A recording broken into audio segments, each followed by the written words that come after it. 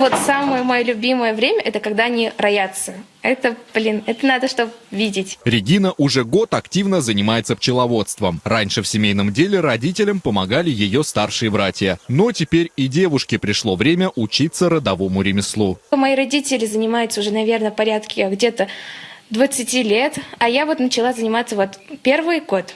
Вот прям полностью смотреть. Раньше я ходила, помогала, но помощи там таковой от меня не было. А в этом году я уже начала заниматься хорошо. Показать, чему она научилась на семейной пасеке, девушка собирается на соревнованиях среди молодых пчеловодов. Но конкуренцию ей составят не менее 10 ребят, которые работают с пчелами с самого детства. Во-первых, это пропаганда развития отрасли пчеловодства, так как на сегодняшний день не так много молодых ребят занимаются.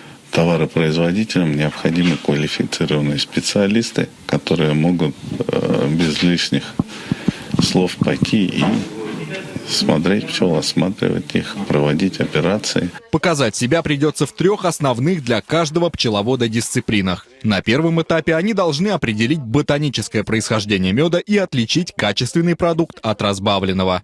Смотрим консистенцию. Он такой, как тягучий. Это очень хорошо. Значит, он свежий. Сбор был где-то, наверное, в июле, в конце лета.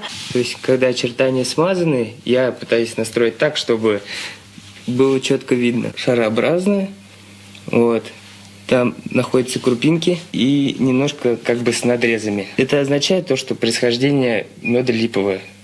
То есть это липовая пыльца. Не менее важно следить и за ульем, где пчелы хранят свой мед. Особого внимания заслуживает отсек, где подрастает новое поколение полосатых тружениц. Сейчас там собирают сам улей. Он состоит из рамок. В каждой рамке есть расплод, то есть матка откладывает личинки, яйца, они вырастают, потом они закрываются. Это называется закрытый расплод. Очень часто улей может заболеть, личинки заболевают, они уже не откроются, а все равно, получается, пчелы будут о них заботиться. Это вредно для пчел. Они в итоге все переродятся, и пчел не останется. На самом деле улей устроен немножко сложнее, чем все себе представляют. Для того, чтобы добраться до самих пчел, нам нужно открыть крышку,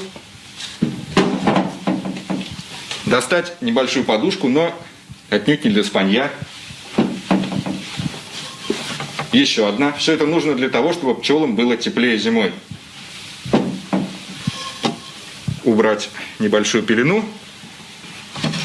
И уже здесь мы увидим самих пчел. Но ни одна подушка не спасет пчелиную семью, если весь улей начнет болеть. Особенно опасными являются паразитарные споры назематоза, которые могут в считанные дни поставить крест на деле любого пчеловода. Для определения болезни необходимо вытащить кишечник у пчелы. Пинцетом жало отрываешь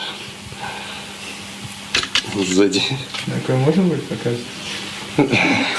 Показывать можно всем. Надо размазать кишечник, чтобы можно было легче определить содержимое. Как увидеть, что пчела больна? Там будут такие зелененькие кругляшочки, а такие пятнистые они будут, как рисовые зерна.